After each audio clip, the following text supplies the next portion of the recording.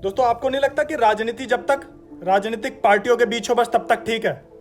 जिस दिन राजनीति देश के खिलाफ होने लग जाए उस दिन वह राजनीति नहीं, देशद्रोह कहलाता है।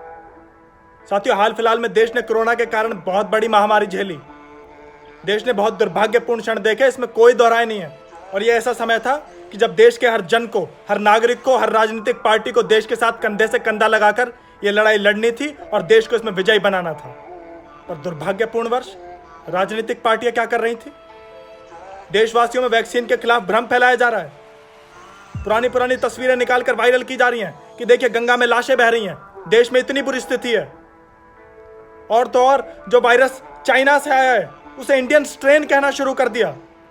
यह कैसी राजनीति है? देश की छवि की कोई चिंता नहीं है। साथियों, आप सब जानते ही हैं कि ऐसे कई विदेशी मुल्क हैं जो घात लगाए बैठे रहते हैं कि कैसे भारत की छवि को और खराब किया जाए। ऐसे लोगों ने इन चीजों का फायदा उठाया, जानते हुए भी कि यह सब गलत है, उसके बावजूद भी अपने न्यूज़पेपर्स में, अपनी मीडिया में चलाया कि देखिए भारत में गंगा में लाशें बह रही हैं। दुनिया में किसी ने इसे चाइनीज स्ट्रेन, चाइनीज वायरस नहीं कहा, लेकिन इंडियन स्ट्रेन कहकर इसे छाप रहे हैं। और तो और न्यूयॉर्क भारत की जलती हुई चिताएं प्रकाशित कर रहा है, पर उसी न्यूयॉर्क ने अपने हार्ट आइलैंड कांड के बारे में कुछ नहीं कहा, जिसमें ना जाने कितनी लाशों को चुपचाप दफन कर दिया गया। और चाइना एक ओर अपने जलते हुए रॉकेट की तस्वीर लगा रहा है, दूसरी ओर भारत में जलती हुई चिताओं की तस्वीर।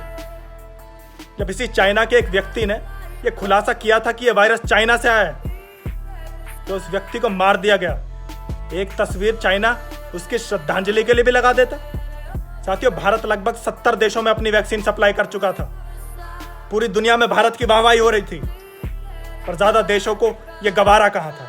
हमारे अपने देश में कुछ ऐसे गद्दार, उन्हें गवारा कहां था। तो इंटरनेशनल मीडिया ने और कुछ देशों ने मिलकर आज भारत की छवि फिर ऐसी कर दी कि जिस देश में लाशें नदियों में बह रही हैं, जहां अंतिम संस्कार तक नहीं हो पा रहे हैं, वो देश क्या किसी की मदद करेगा? वो देश क्या नेतृत्व करेगा?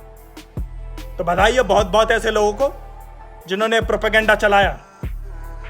शायद आज उनके मन को शांति मिल रही होगी भारत की छवि खराब कर कर।